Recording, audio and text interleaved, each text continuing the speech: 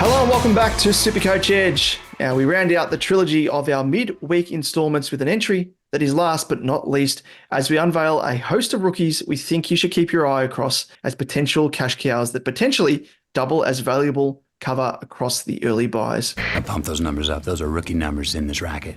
Rookie numbers indeed. Rookie numbers indeed, Liam. So are you excited? Are you as excited as I am to crack open? Of course, if you tuned in to the last episode on YouTube, It's finished it. I did the experimental elixir of rookie juice that I had here, which pixelated my webcam for some unknown reason. But finished it, and I am thirsty for more, Liam. I am too. I love some good rookie juice. But anyway, let's jump into it. But before we do, you just want to run through the socials as always on YouTube. If you search SuperCoach Edge, you'll find us there. But please do not forget to like and subscribe so that you can be notified of when our content drops from week to week. And the more likes and subscribes we get, the I don't know, better it goes for us. It's good. Twitter, you'll find us at @supercoach_edge, Damon at DamonJ88, myself at Liam Evans _95, Facebook, Instagram, and TikTok. Simply search SuperCoach Edge, and we're there. We are there. And I've also got some more juice, but it's the sort of juice that you'd kind of want to throw up against a brick wall because it's the 1990 Premiership Port that I have here that I've been tasked by our father-in-law to try and sell. So if anyone tuning in is keen to actually... 1990 Premiership Port by Angoves Pty Limited. But yeah, it's got the Premiership team on there. As I said, it's probably goes down best when you're pouring it down the sink. Considering it's Collingwood. But nonetheless, some people may like that as a collectible. So if you are a Pies fan and keen for it, hit me up because it'll be on Facebook Marketplace soon enough to try and go to more of a suitable owner before I throw it up against a brick wall or pour it down the sink. But with that, Liam, let's get... There's no segue from that. I'm sorry. Oh yeah, I don't know where to go. The ship is leaving the port, and we are looking... We've moved on. We've gone past the Primos. We've gone past the Primos. We've gone past the Isle of Primos, and we've gone past the Bay of Value and rookie mid prices, and we're full steam ahead to Steamboat Willie ahead. Yeah. Yes. This analogy is going everywhere. I know. It's just in reference people that tuned in, regular viewers of 2023 and prior. Would enjoy that because I'm the captain now does feature a bit of Steamboat Willie, which will make its reappearance in 2024. And you know what? Steamboat Willie is, I'm pretty sure it's now public domain. So we're about to see all of the horror movie versions of Mickey Mouse. I thought you were going to say, so we won't get sued anymore. There's no lawsuits hanging over our head for taking the piss out of Steamboat Willie in our segment, our production. Anyway, well, let's do it, Liam. Let's sail into the eye of the storm on our way to Rookie Central. Let's do it.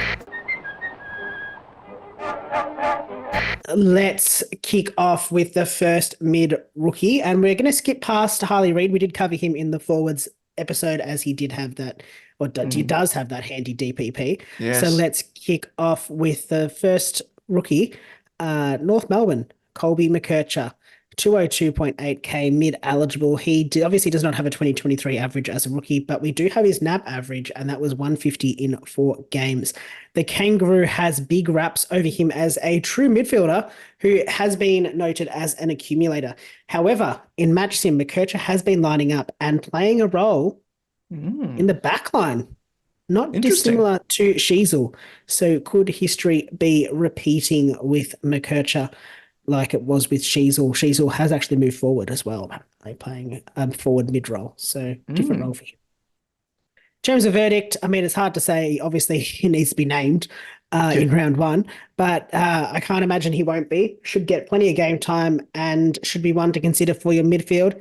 That backline halfback role could have plenty of points and plenty of cash to be made, so he is firmly in my side at this stage.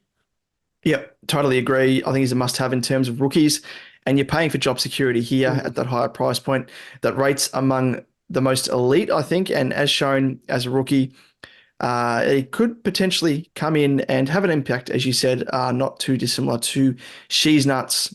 So that would be ultra juicy if you could do that. So he's a lock and load, among the most owned at this moment, and yeah, no surprise there. So licking our chops to see him make his debut for the Roos. Another man that we're looking, or another young man, we'll say, that we're keen to see pull on the doggies jumper is Riley Sanders. He's priced at 184.8 as a midfielder, of course, and his NAB average was a whopping 170 in 4 games. Now, with these numbers, Liam, I do put into question.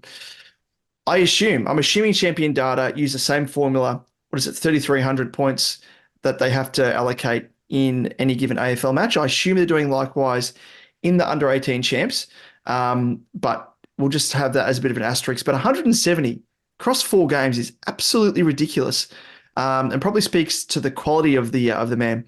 So, of course, Sanders, he was taken at pick number 6 in the draft, and the Colonel, he's a midfielder who can play both in and outside roles.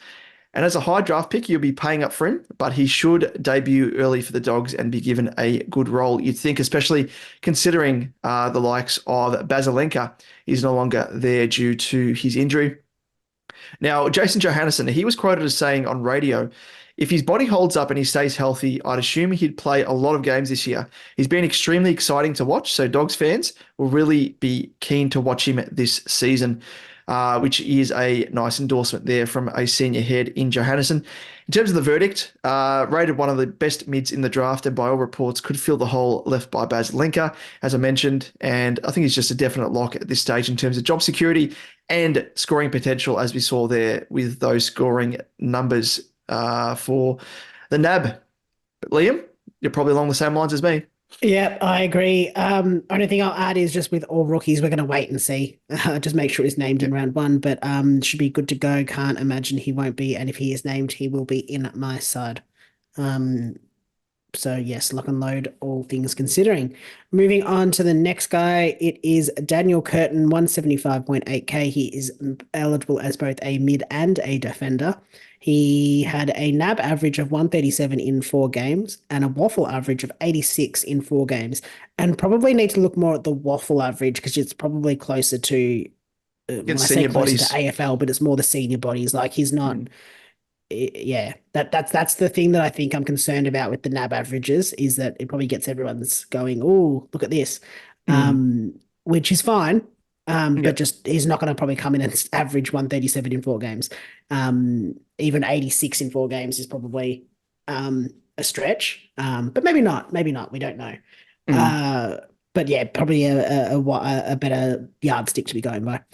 Having traded up for him, though, the Crows did obviously have their sights set on the big West Aussie and landed him at pick 8. He is a big-bodied key position player, but does have the ability to play like a midfielder and has played as a midfielder as well. With the Crows, though, in need of a defender and obviously the departure of Tom Doty, could we see him play early? His DPP status also makes him a handy option if you have some nice swings in your defenders and your mids.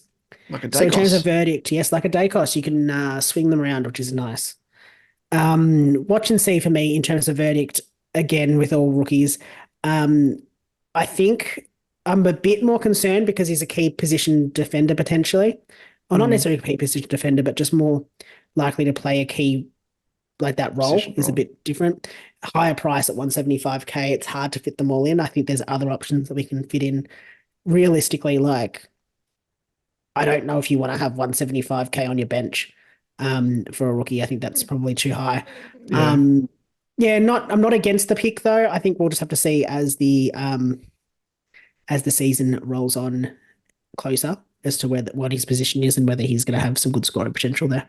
Yeah, totally agree. And that's a fair point as well that you've made in terms of having someone at that high price point, even for a rookie on the bench, is kind of a bit of a waste. I mean, a lot of people are going to be having the 2 guys that we spoke of earlier in MCKERCHER and Sanders. And I mean, if you're looking to play another rookie, you could go for Curtin, but that's probably part of the reason why I'm bypassing Curtin this stage, because he'd be sitting on my bench. And as we know, higher price rookies need to average higher in order to make more money compared to those lower priced rookies.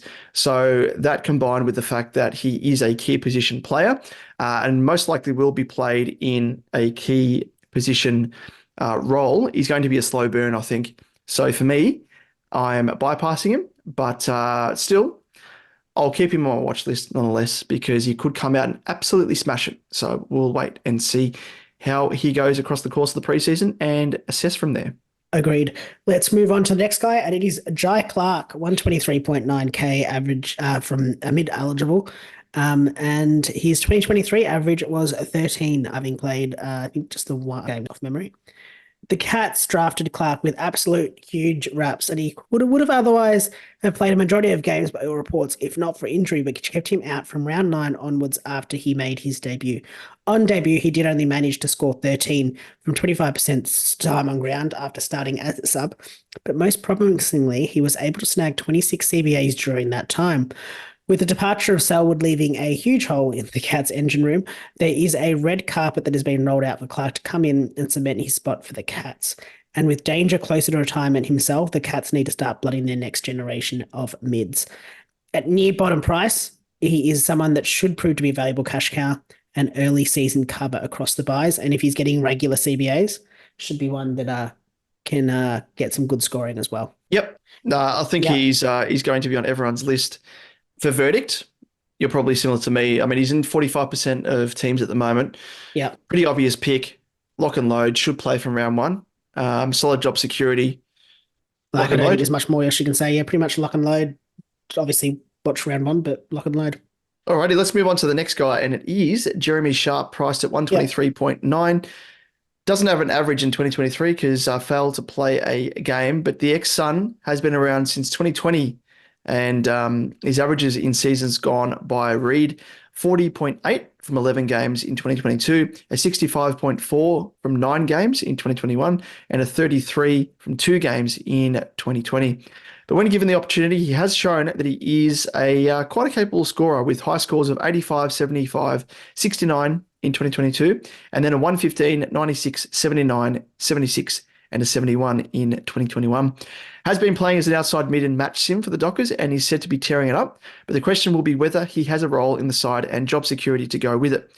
And if he does, then the scoring potential should be there. You'd think he was signed as a preseason supplemental, it's a hard word to say, selection on the first day of the selection period. So signs may be positive for him.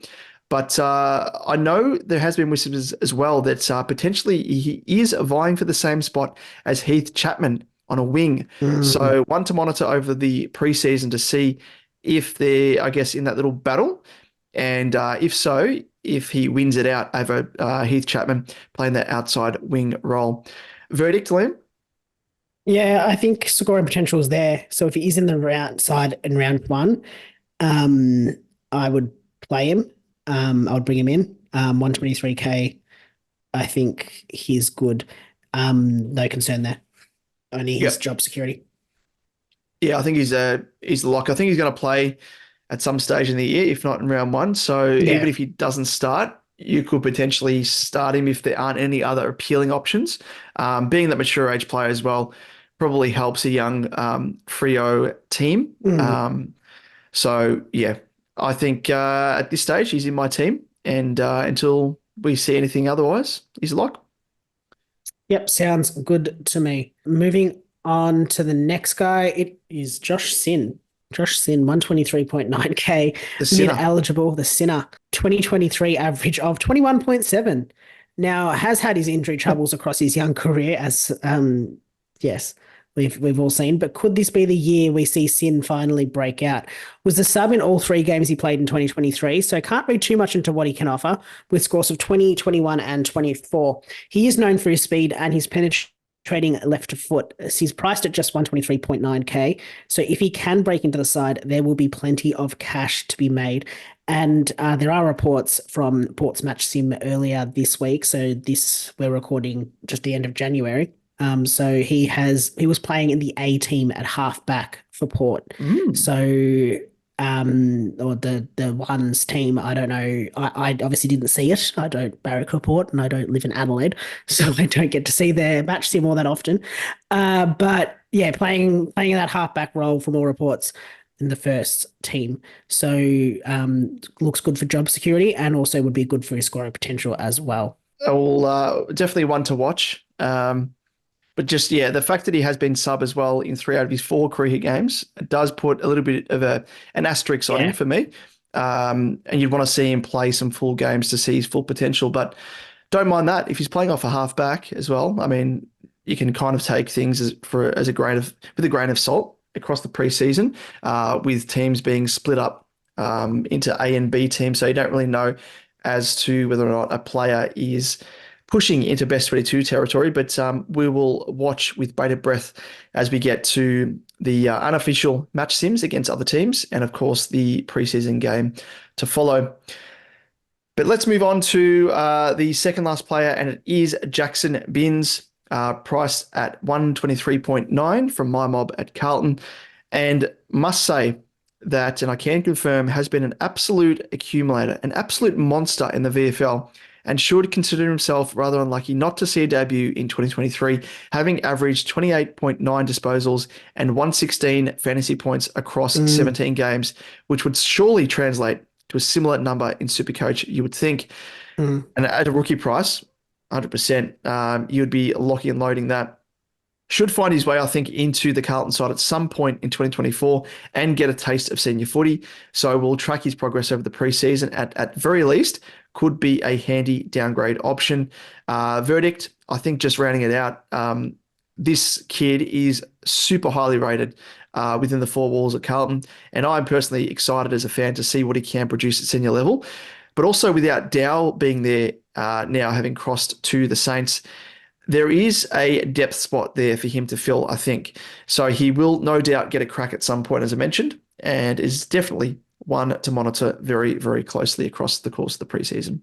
Yeah, agreed. I think obviously we'll defer to you, but at that price, I don't think there's any downside really.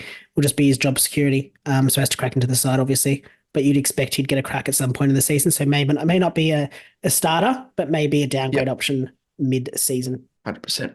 And moving on to the last guy on the list, and it is Clay Hall, 117.3K mid-eligible. He played 9 games in the Waffle and finds himself being mentioned off the back of an impressive display in the Eagles match sim way back on Jan 24th. He does find himself in 12% of teams, but we mention him as purely one to watch in a young Eagles side where he may see opportunities. Could he be, dare I say it, the Campbell Chesser of 2023? 2024. That's not a compliment in any That way, is a shape, or compliment. form. I love Campbell Chesser. He's my, really? He's my boy, my mascot. Really?